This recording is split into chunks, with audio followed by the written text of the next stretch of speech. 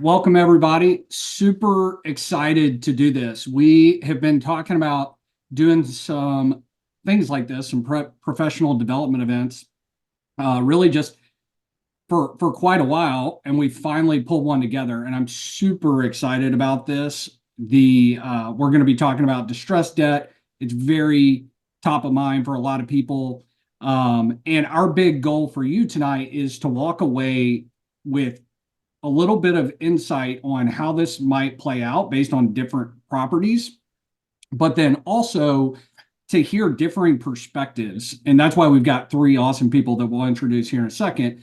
But we really want you to walk away not just with a theoretical, some new theoretical skills to apply, but really some bottom up, like how will these conversations sound and what will this actually look like over the next 18, 24, 36 months as we're really wrestling with some of the distress that's out there. But before we do that, James, why don't you tell them a little bit? Because we've got a mixed crowd here. Some are alumni, some are folks that follow us on LinkedIn and otherwise. So tell them a little bit about who we are, what we do, why we're doing this. Yeah, quick level setting. First of all, thanks for joining us tonight, especially to our guest speakers. It's awesome to see you guys. I'd lead with just making sure that everybody understands how we're coming at this. Long story short, 4 years ago, Richard and I started teaching a class because we thought there was a big need for high impact skills training. So now it's grown to two different types of classes that we teach a couple times a year with a teaching team of about 30. Really proud of it. It brings a lot of people together, but probably the most important thing for all of us is it's not our day job. We do it because we like it, which I think says a lot about the types of people that it attracts. So we just want you to know our perspective and how we're coming at this. Our fundamental view on high impact skills is that they're very critical because they allow people a pathway to become thinkers. All of us start in the business being processors. We're moving paper across our desks basically, and generally we find that people that have autonomy and are thinkers are happier and they like their roles a lot more and they contribute more. So we think the bridge to that is skills. And again, just providing some quick background on how we see our business of the commercial real estate world. The reason that we're able to cover what we're covering in our courses, which we'll talk about tonight a little bit, is one, there are only 4 different kinds of transactions in our business. So everything that everybody does is tied to these 4 different types of transactions. Tonight, we're talking about one, which are loans. And in order to be able to navigate those 4, you got to have a really good handle on these 8 fundamentals, which everybody who's talking tonight has been through all 8 or applied all 8 through those 4 transaction types a lot. So I'm going to run through them quickly because it's really important to understand how we view this. The first is understanding the real estate system. So who does what and why? How are we connected? The second is real estate capital markets. We believe that everything follows the real estate capital markets, as unpopular or unattractive as that may sound. It's true. Third, we think leases is where the action begin. It's literally the top of the income statement, and it's really important to understand those documents. Fourth, and most importantly, we think you need to know how to value a property. And if you can't, you're sort of guessing and destined to hit your head against the wall eventually. Fifth, we think that properties trading hands those are basically a very, very important and common transaction. And a lot of people don't understand how that happens and why. So we cover that. Debt is probably the most complicated and extremely important. What we basically find there is it's boring and unimportant for 9 years, and it's really critically important for the 10th, and everybody cares about it again. And so we try to make sure that we're a lot more steadfast on that and everybody understands the frameworks. Then we get to the 2 that most folks want to talk about the most, which are development and joint ventures and waterfalls. And so you put all those 8 together and we're able to cover a lot of ground, which is what we do in our 2 different courses. So we teach a real estate fundamentals course. Basically, the average age of the people that take that class about 28, but there's a range from early 20s to 60s, all different walks of life. Most of those folks are already in real estate. And then our other course is focused on valuation and Argus certification. So we just stick to that. If any of that sounds interesting, we'd love to chat with you. But the most important reason for us going through that is just so you know how we come at our business. And what we're doing tonight is deep diving into, as Richard will talk about, loans and in particular, where we are with respect to loans right now. Yeah. So we really want to do three things tonight, and we're going to spend most of the time in block number two. So I'm first going to just tee up like how did we get here to this kind of point of distress, and then what we really want to spend a lot of time doing is diving into three specific deals. We don't have all the details and context, but we think it's really important to just look at different types of transactions and how they might play out given the context that we do know around those deals. So we'll walk through those three, and then we'll just close out on other ways that you can engage with us. But let's first, before we go to our guests, I just want to set the table on how we got here.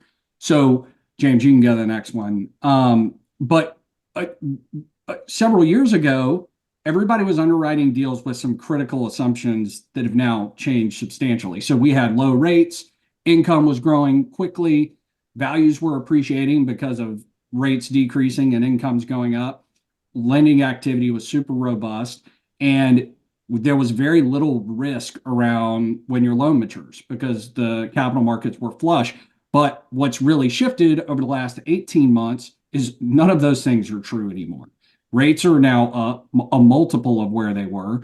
We have income growth that's flat, negative in certain property types. You've got value growth that is moving in the opposite direction. It's regressing because of the increase in rates. And there's very little lending activity relative to where we were. The liquidity's really dried up. So if you have loan maturities, and there's a lot of talk about this maturity wall, this accruing number of loans that have maturities coming up, you don't have as many takeout options, or you may not have any. And so we'll talk a little bit about that. All of that essentially has introduced a huge amount of stress into the real estate markets.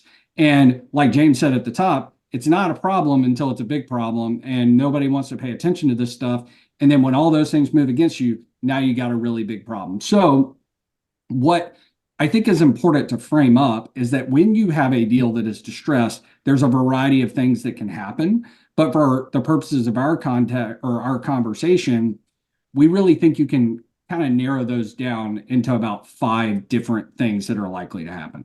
So the first thing, and you hear this a lot, is extend and pretend. So just basically the lender will look at a deal and say, hey, we'll just kick the can. We're not going to make any major modifications. We're just going to kick the can out for a year. Option number 2 is what we would call like mend and extend. So we do kick the can out a little bit, but there's going to be some level of amendment to that loan and mending of some problems that might be existing at the asset. Could be management, could be whatever things are causing the distress. There might be some things that change at the property level or financially to extend that loan.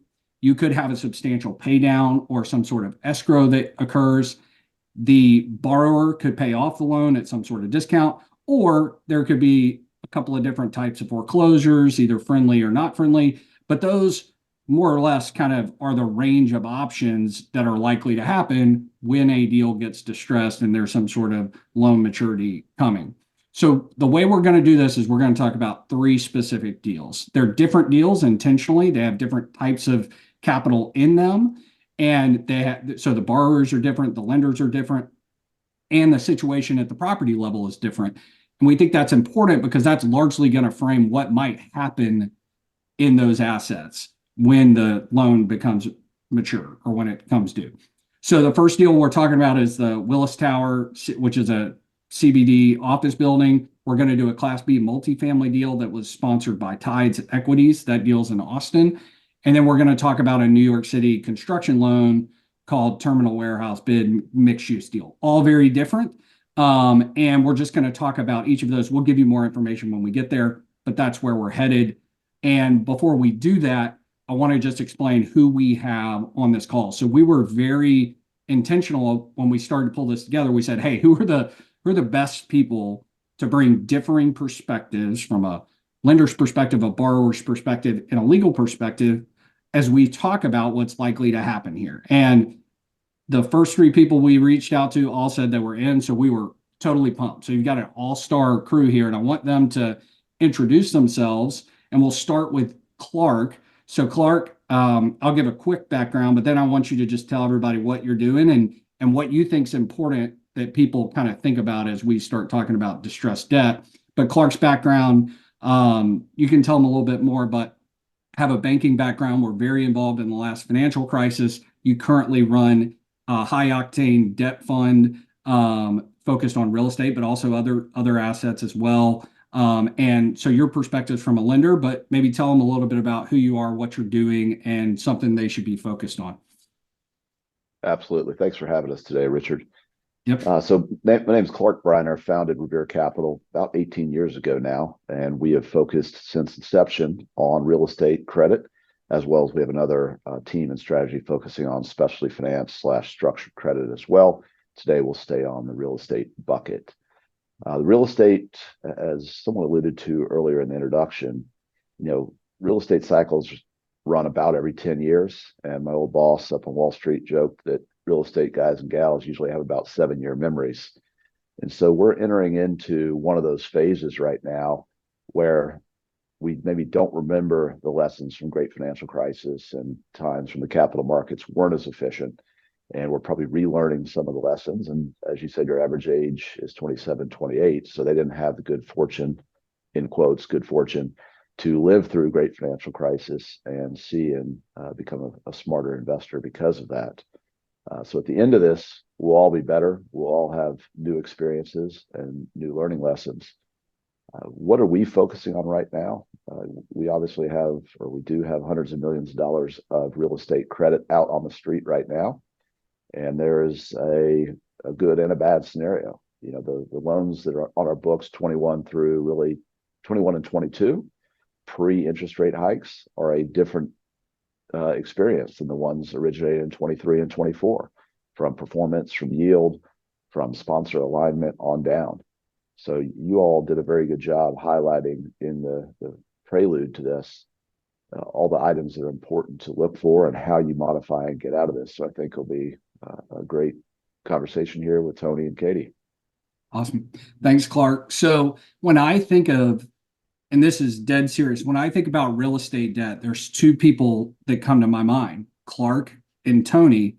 And it's interesting because, Tony, I think your history and your career has just been so defined. From the first time I met you, I feel like your early years in your career, and you can tell everybody kind of a little bit about your background, but with Trammell Crow Company, really in the weeds when stuff hit the fan, you were there having to try to work through a lot of that stuff. And so while you are a borrower, and that's typically been your position, not a lender, you're intimately familiar with the narrow parts of our cycle where this stuff becomes really, really painful. So tell them a little bit about who you are, but I just think that it's important that everybody know kind of your background and history and kind of with Trammell Crow and then also everything else that you've done.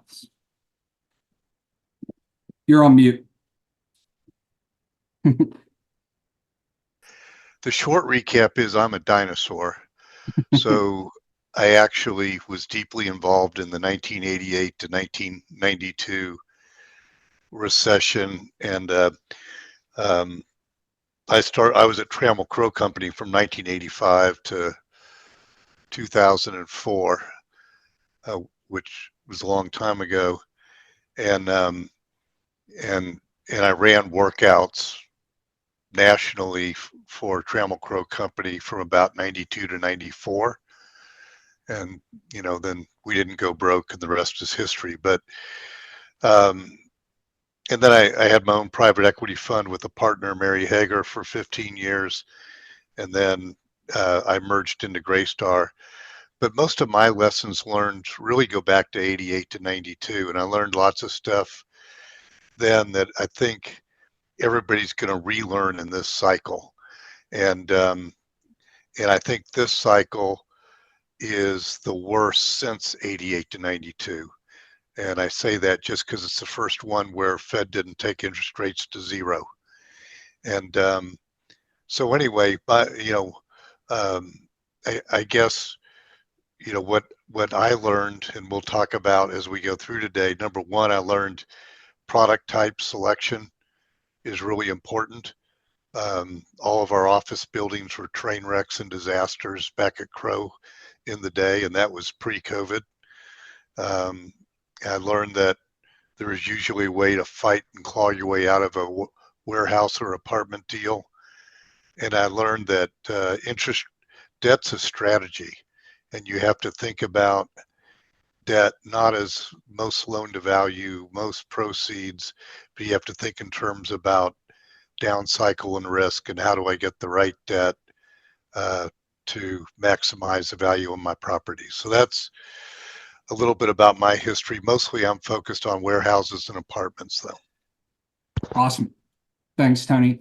And then Katie, we have not worked professionally together, but I think it's such an interesting time. I'm sure that a lot of your work as an attorney has probably gone unappreciated at times, right? That when you're helping folks say, "Hey, this is really important. We should push back on this," or fighting on behalf of your client, whether either side of that transaction, borrower or lender, that a lot of times it's underappreciated. And now you probably get a number of phone calls, not just on loans, but other transactions that you've helped structure. When stress hits, people are picking up the phone and calling their attorneys and trying to understand where's the leverage. So maybe talk to us a little bit about who you are, what you're doing, partner at a great law firm, focus exclusively on real estate stuff, I believe. But tell everybody exactly who you are, what you're doing, and how your world's changed over the last 18 months. Yeah. So first off, Richard, I love that you started with that because yes, underappreciated, but I'm not complaining. But when clients want the deal to get done, they want it signed up. They don't want to see any more red lines go back and forth.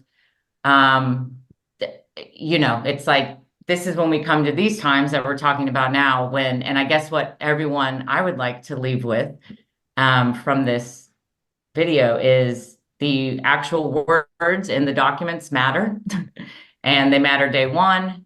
They matter when the deal's done. The lender is looking at every single word. So you better believe that.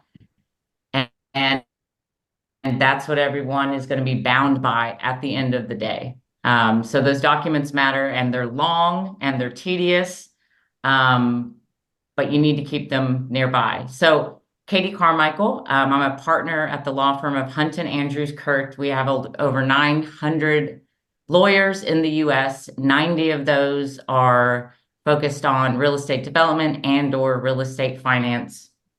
My practice, I have represented or currently represent owners, developers, private equity funds, traditional lenders, non-traditional lenders.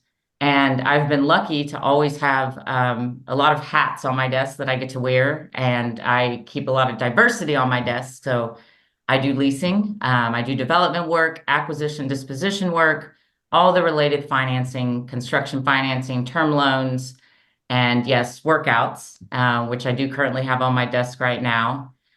And I love the shout out. Growing business line.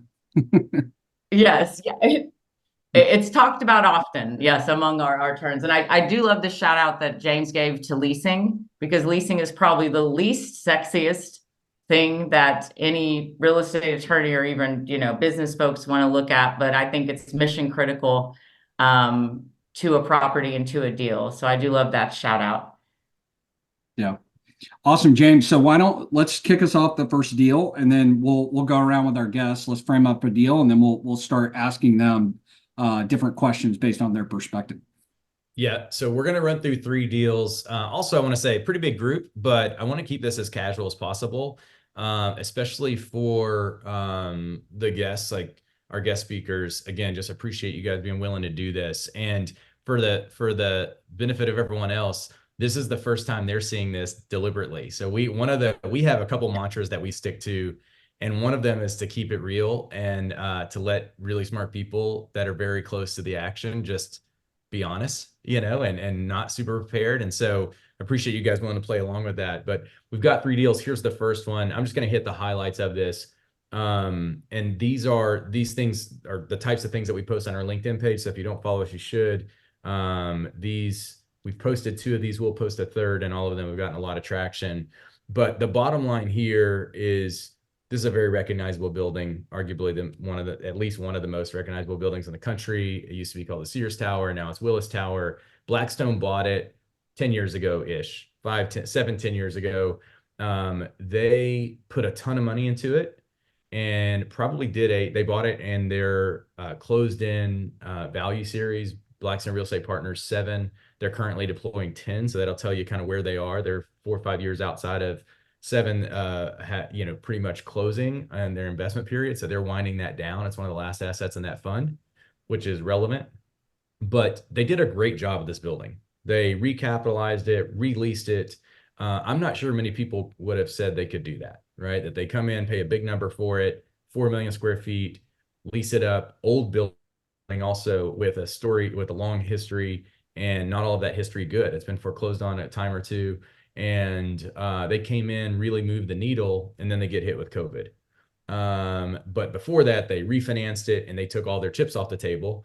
And so really they're kind of playing with house money in a way. And then COVID hit with a very full loan in place, which was this refinance happened in 2019, 2020, somewhere around there, late 19, early 20.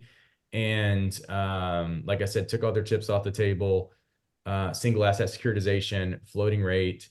It matured originally, I think, in 22. They extended it to 23. They extended again to 24. And now they're in their last extension. So bottom line, what we have here is a maturity coming March 2025. If you look at that base case line, this is just our rough estimate as of last year, the numbers that we had as of last year. If you think this is we don't love cap rate valuations, but if you assume this is an 8% cap rate type of a deal, it's about even in terms of LTV. The loan amount's roughly, it's worth $1.3 billion, and they got $1.3 billion loan out on it. It's IO. It's roughly breaking even on debt service coverage ratio. I actually think that it's a little bit negative on cash flow, and so they're feeding it somewhat. But what they're really doing is paying 10 or 20 million bucks a year in a cap to replenish that cap to get another year of time. And so I think the tension that we want to get your feedback on is, what does this look like in March of 25? So I would go maybe to Clark first on this. This is like I said, a single asset securitization, so it's sitting with a special servicer. But if you just pretend this is you, right, that the profiles in your bucket, it's a pretty decent summary of what you were talking about. If it's pre-interest rate hike, it's a different situation. It's not great. What do you expect to happen? How are you preparing for that? There's a few details I'd like to get more information on, but from the information that I do have, you're right. It's relevant that this is the end of a closed-end fund. At some point, they do have to shut that down. I don't have the details of how many more years they have. I always start with alignment. How aligned is Blackstone to maintain and continue to invest in this? Part of that is how much upside is there?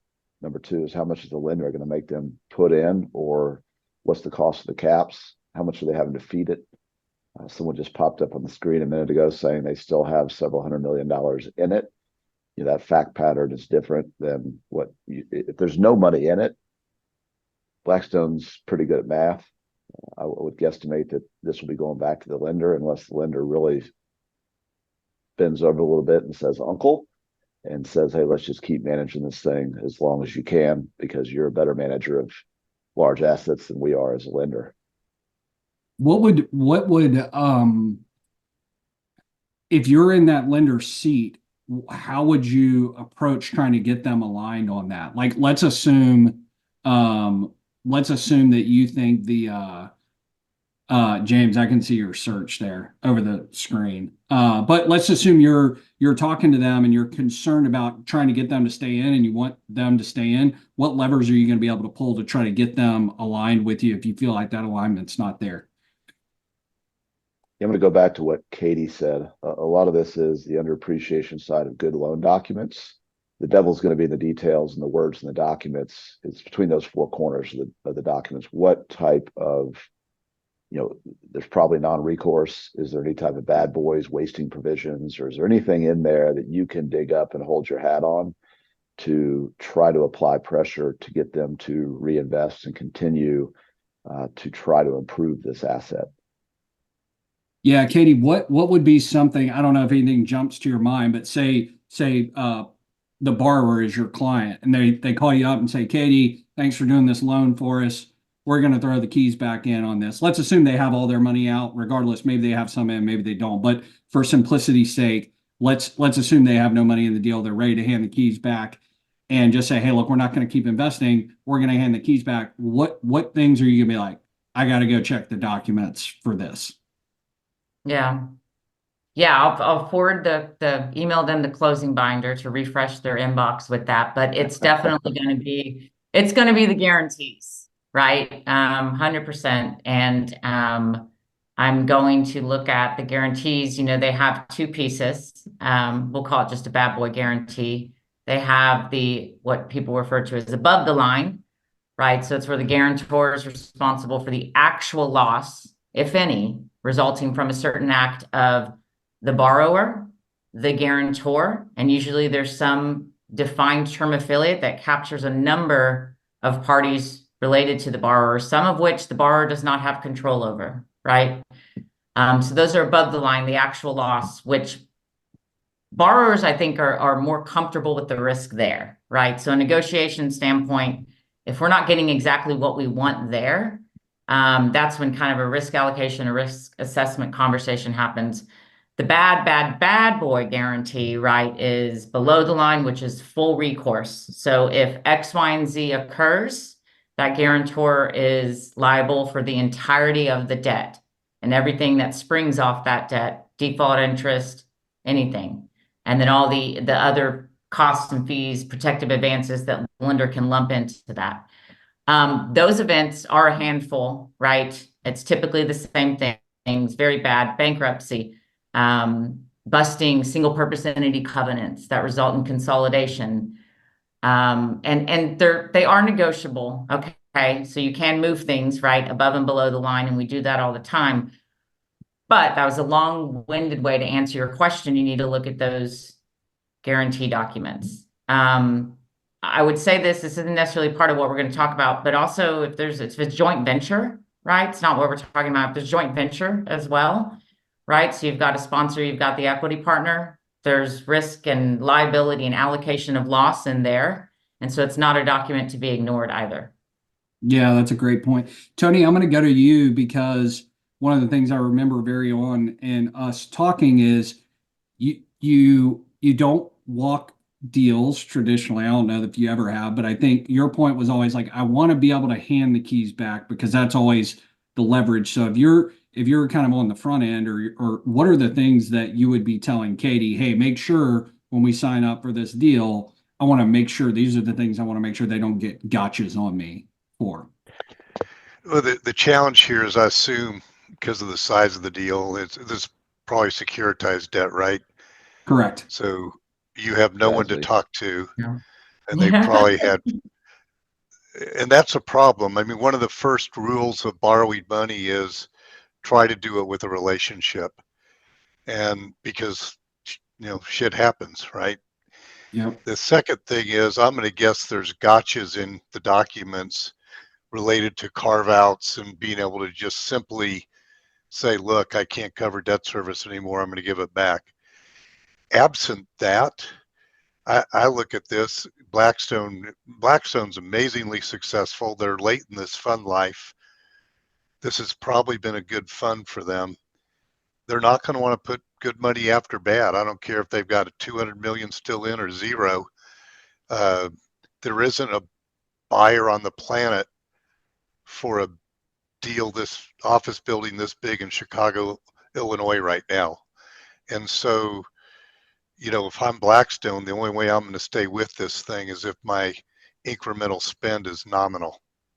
And if I'm the lender, and if it wasn't a ginormous deal, I would just foreclose Blackstone. But if I'm the lender and I foreclose here, who am I going to sell it to? Because it's just so massive and so complicated. And so the leverage, the leverage is the complexity. And so my guess is they come to an understanding where Blackstone doesn't put that much more in, and the lender just prays something good happens. Yes. You it's also just have the so big. dynamic. Yeah, you also have the dynamic that special servicer Tony touched on it, as far as you don't have someone to talk to. But as far as misalignment, special servicers, as far as their fee structure or their upside, oftentimes they're actually not incentivized to foreclose and rectify some of these. It's just amend it, keep kicking the can and keep your fees. Yeah. What were you going to say, James? Well, first of all, Blackstone Real Estate Partners 7 has a 20% realized net IRR already, which is a 14 total.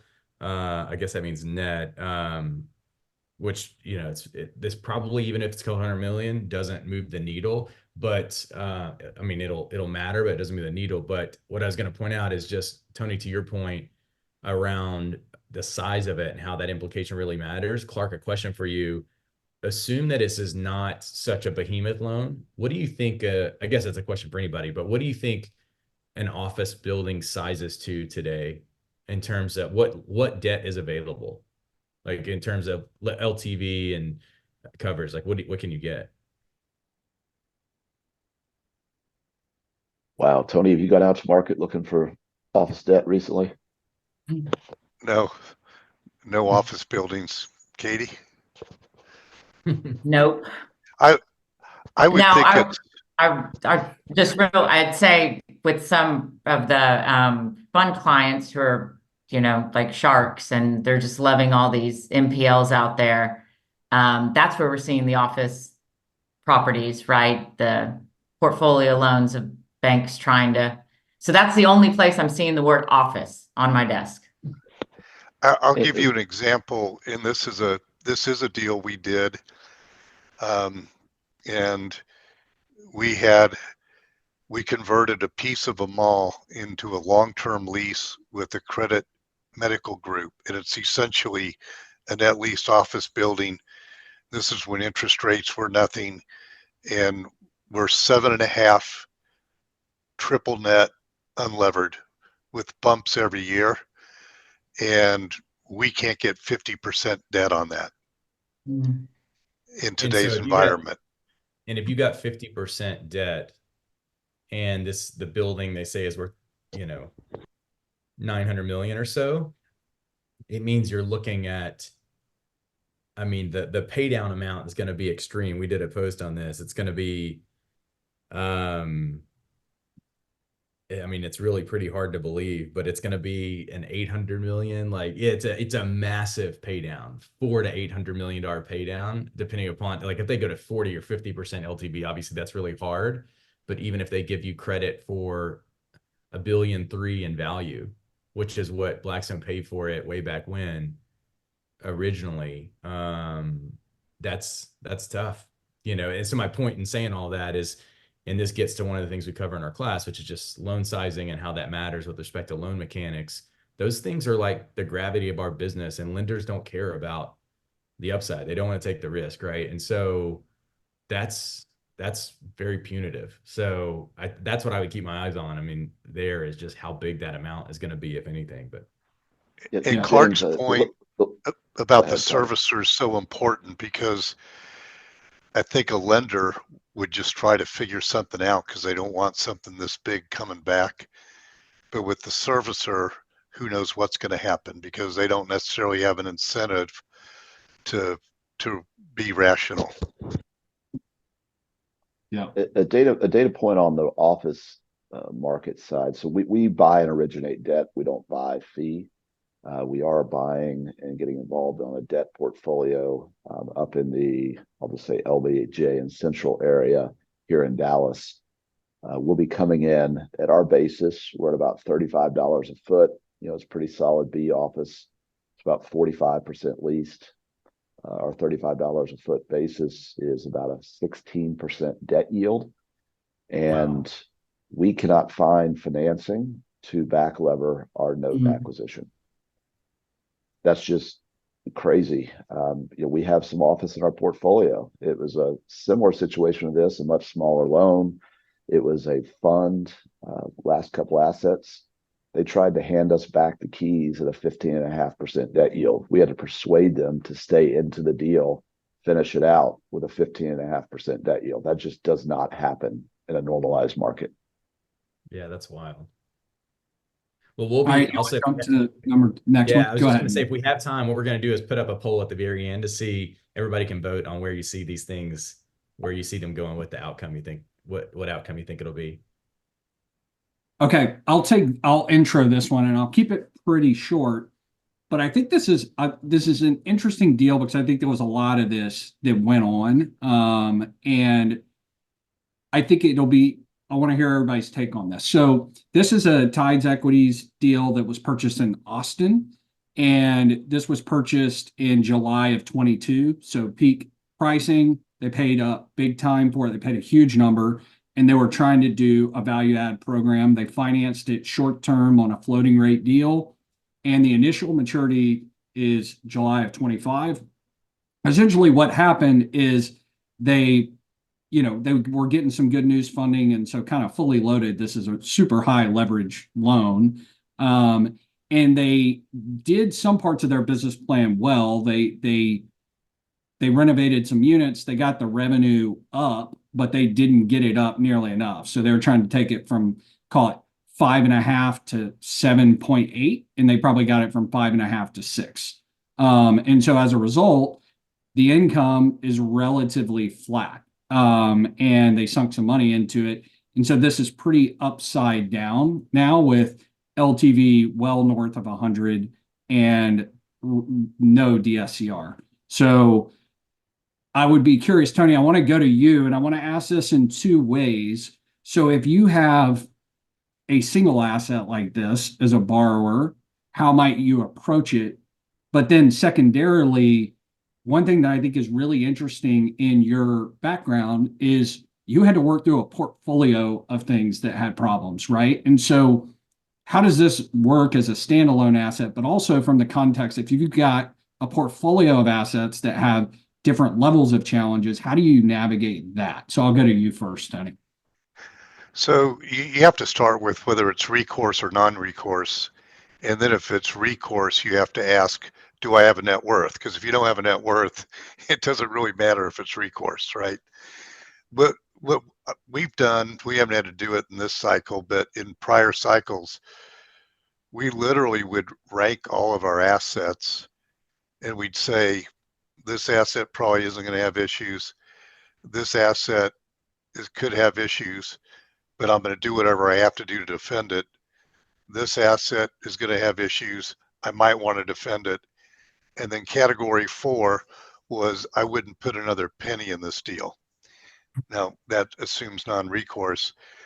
I'm going to guess this deal probably is probably category 4. And there's a million deals around the country like this deal. But what I would say is we talk about wall of maturities. That wall doesn't matter here. This is a small little deal. The market is reasonably liquid, adjusted for today's economics. If this borrower doesn't step up, whoever the lender is just going to take it back. They're going to get a third-party property manager, and then at the right time, they're just going to sell it and move it off their books. And it'll be a very simple transaction. Do you think, I have a question on this, and I think it's relevant because a lot of people want to kind of throw the syndicators under the bus because of how they were capitalizing their deals, they were paying up. But do you think, how much does sponsorship and who the equity is in a deal like this matter? Like if you're, and that may be a good question to go to you next on, Clark, is like, say this is, that Tides was a syndicator, so very different equity profile there than say someone who might be an institutional owner who has a long track record. They probably wouldn't have borrowed this much, but how much does sponsorship matter in how this might play out? Well, I think, first of all, it's harder for a syndicator to come up with equity to delever an asset. And so that's part of it. So sponsorship does matter, but if you're just looking at this deal place and time, you've got a debt yield of 3.9. You probably way overpaid for this at the top of the market. Unless you can see a clear path to reserving some of your equity, this doesn't strike me as a deal that you want to put much equity in. What happened on a lot of deals like this, So the going in cap was 3.5. A lot of that happened, and everybody assumed really rapid rent growth. What's happened is that rent growth has tapered, but what people didn't underwrite that's happened at the same time period is insurance costs in some markets in particular have skyrocketed, and also taxes have gone up a fair amount. So your operating expenses have gone up like this, your growth in your income's kind of tapered, and meanwhile, if you did floating rate debt, your debt cost has gone way up. So I don't know. I would say, you know, if a institutional owner had this and saw clear to delever it and get to where they could, you know, defend some of their equity, you could probably do this. But my guess is this deal probably doesn't make it. Real quick, Tony, and then Clark, my follow up for you, Tony. If this is recourse, say you didn't have Katie do your documents and you have some hooks in you that are going to keep you in that seat, how do you handle this? Like, what's the conversation like with the lender if you can't go get to your partners and get the money? Yeah, if it's recourse, you know, the first rule of thumb, in my opinion, is, you know, and hopefully you have a relationship lender. The first rule of thumb is be honest with your lender about where you are and what you can do, and don't hide the ball from your lender. Manage the property well, and just try to negotiate time and a pay down, maybe a little relief on the interest rate, but that's about all you can do. There's no rocket science to it. But I always tell people, I've rarely ever seen bankruptcy work as a strategy. And I think when you're not open and honest with your lender, when you're in a difficult situation, long term, it comes back to bite you. So I would just roll up my sleeves with my lender and try to figure out a win-win. All right, Clark, go ahead. Sage wisdom, Tony, sage wisdom. The answer is yes. Be transparent, be honest, be upfront. I'm speaking now from the lender side. Tony was speaking from the fee or the owner side. In general, we all want the same thing. And so without transparent and efficient information, we can't get to the end goal that we want, which is you to continue to own it and the lender to help where we can. But remember, we are not your partner, we are your lender. With syndicators, we have seen they just don't have the ability to come up with additional equity, as Tony said.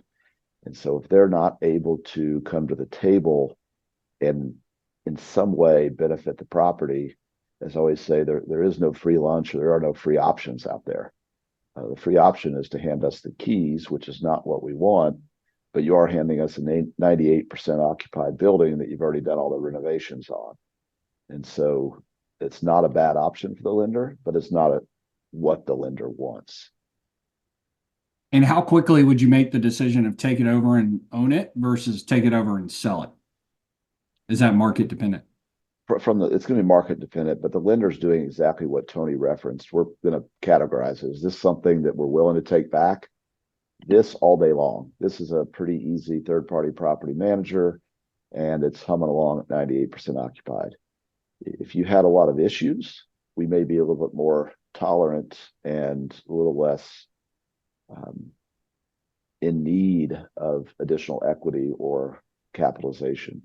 But there's a lot of ways to skin the cat here. You can put up additional properties, get second liens on stuff. We all want to work this. Yeah, this borrower though bought so much at one time, and so I think everybody wants a second lien on something, right? And it's hard, right? And it doesn't really work with syndicators, to your point, because they all have a bunch of different investors in each individual deal, so you can't really do that.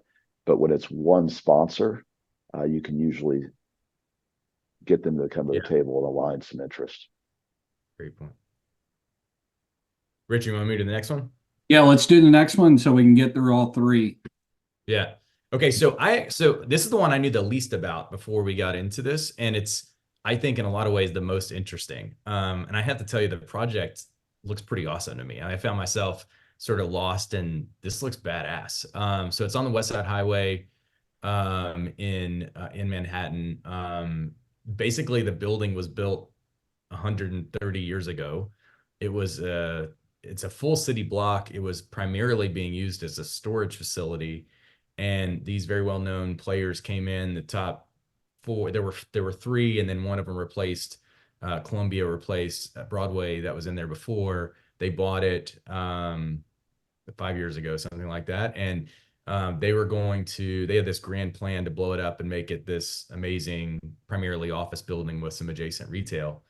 Again, full city block, Manhattan, with some great views and, really playing the creative office card.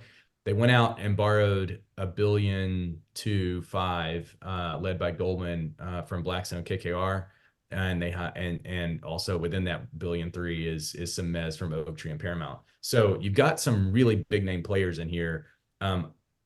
Full transparency, it's really hard to find much on a deal like this. That's all private players. No, even though Columbia used to be publicly traded, but all of this is private, right? So all we know about this deal is it's massive, it's expensive, it's a major, major overhaul, which is almost never on time and on budget. And this is an example of that. It's taken much longer, I think, than they thought. And then they got hit with COVID and interest rates changing and all of that. And so all we're left to do is sort of imagine where they are. If it was originated in 2021, it stands to reason with the construction loan that it's probably due in 24 or 25. And they have very little leasing activity because it hasn't delivered yet, right? And so I said 0% leased here, but I think they actually do have some retail leases, but it's like sub 10% of the total $1.3 million. So Katie, I want to start with you because the first thing I think about is just the entire, we skim over construction stuff like they're just like income producing properties in a lot of ways, and we're talking about them from 100,000 feet. They just aren't. They're so fundamentally different in 100 different ways. And like you said, the documents matter. Why do the documents matter? Like, what is it specifically you think that's in this one that if this is our deal, so if I'm in this deal and I call you, I'm like, hey, this really sucks. I love the building. It's so beautiful. I drank the Kool-Aid on it, but I don't have any leases and I got a loan maturity coming. I'm sweating. Help me. Where would we look first in our documents? Yeah. Well, yes, construction loans, I would say the drafting, the negotiation, the review is always a lot more involved, right? And it's a lot more, I guess, construction specific. So when I'm working on those deals, I'm communicating a lot with the development team because I need to know really on the ground what they're going to do. So if they haven't, the construction loan is going to have some sort of outside completion date. There's probably a little bit of a cushion for a force majeure event, which isn't just a disruption. It has to be a specific disruption. And sometimes there's an outside completion date. If borrower fails to complete by the outside completion date, it's a default, period. And so that's in the loan documents where to look. And then also there's a lot of tripwires, I think, in construction financing, because the lender has a part of the entire way. I also wonder, like, what amount of the loan has been advanced at this point, which I know we don't know that, but it's like, how invested is the lender really in this deal? And just switching over, right, we've got a completion guarantee here. A completion guarantee, there's two options, actually three. But the first option is they can obligate, right, the guarantor to step in and complete construction, but usually the guarantor is related to the borrower. So if the borrower is not doing, can the guarantor really do it? I guess they have more money, but then also the lender has the right to step in and complete. And I would love to hear if Tony and Clark have ever seen that actually happen, because I like to picture this lender just like, okay, I guess I'll wear this hard hat and just step into this insane, development environment. And then the third is there's sometimes the lenders want some type of liquidated damages provision that they can exercise in lieu of their completion, which it's just basic math and making them whole on an amount to complete the project. So, I mean, that's what I'm looking at. But the fact is you fail to complete by the hard date, right? then it's a default. Two quick follow-up questions. Go ahead, James. I'll follow up No, it's later. okay. Go ahead. Okay, so two quick follow-ups. Is there typically some sort of like leasing trigger? Could not having enough leases trigger a default? Or is it more just get the building built?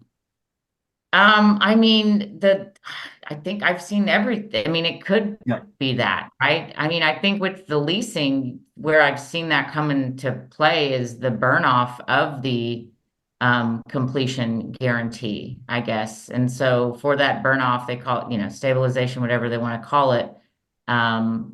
There's certain occupancy requirements. You have a tenant that hasn't occupied yet, or you need to lease up to a certain amount.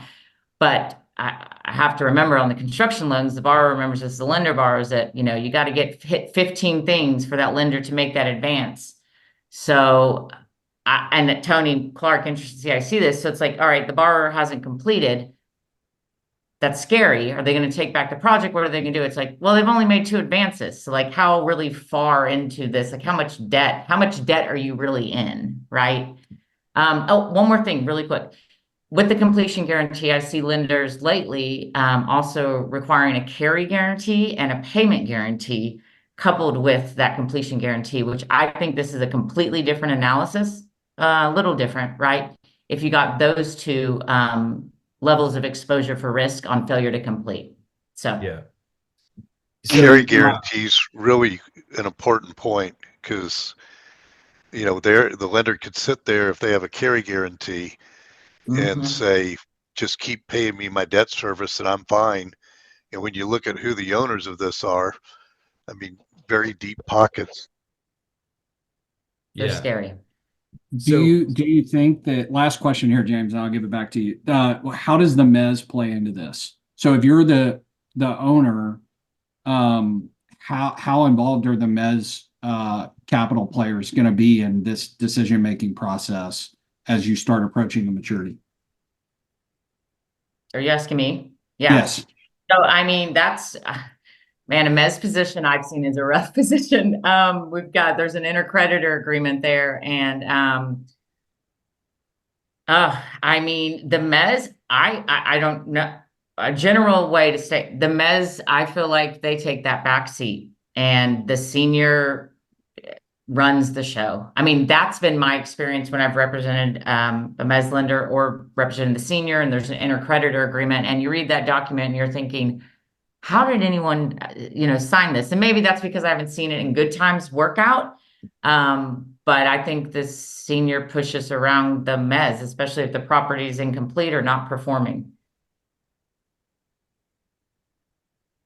Clark, you're off mute. Were you going to say something? I'm actually going to agree with Katie, unless it's Fortress or someone who's a little bit more opportunistic in the more junior pieces of the capital stack. We also, what does the debt look like? How much is the senior? How much is the mezz? There's I don't know. I couldn't find that. I was trying to figure that out because that definitely matters, right? This type of deal back at this point, at least from what we saw, was, you know, Banco ZK doing 0 to 50, 0 to 55. And then one of the big funds coming in 55 to 75 or 55 to 80 is what we saw a lot of this New York City. This real estate is just south of Hudson Yards, and this is a kind of growing area. But New York City leasing has really been challenged on the consumer or on the residential side. And so and then you also have to look at jurisdictional risk. You know, the Tides thing was in Texas. I can own your asset in 30 days. New York City, I can own your asset in 1 to maybe 4 years. And so you got to know how and when to choose your battles. So Clark, I have a quick question for you. Partially because I hear people say lenders don't want to take deals back, so we'll figure it out. If we're the borrower on this, and I don't care if you're the mezz or the senior, right? But just assume that you have a construction loan and I don't see the borrower acting this way. So first of all, the building's supposed to be done the 4th quarter of this year, which to me tells me they've got a lot of money out the door. The lender does, right? It's close to being done. It's a renovation. It was going to be expensive. It wasn't like a normal out of the ground where you're in the dirt and therefore the money's slow to come out. It was big chunks, right? Coming out fairly early, I bet. And so they're pretty deep into it, and it's about to be done. And by the way, we're going to wind this down really quickly. Just one more question for Clark. What would you say to that if I came in and said, you know what, I'm the owner, Blackstone, KKR, Oaktree, and Paramount, who Clark represents, and Revere's got a slug in there, and Revere's running point on it. I hear about these lenders all the time. They're afraid to take it back. Piss off, basically. Like we're gonna need 3 years of free term, and I don't want to give anything, just extended pretend. What would you say to that? It's know your audience. Who is your lender? How are they capitalized? Are they a bank? Banks are much more timid, from my experience, than your private lenders. As I say, private lenders is our own money. Banks are someone else's money, and you treat the two differently, whether you're the equity or the debt. Gotcha. Awesome. Okay, well, let's do this. Richard, do we have time for a poll or not? Yeah, let's do it. Let's launch it. Let's just see. I'd be curious where everybody is going to land on this. Yeah. So just, I'll give you about a minute. So it's basically, what do you think is going to happen on each of these deals? Can you all see that, James? yeah, I can. Okay, cool. So we'll give you a minute to wrap that up.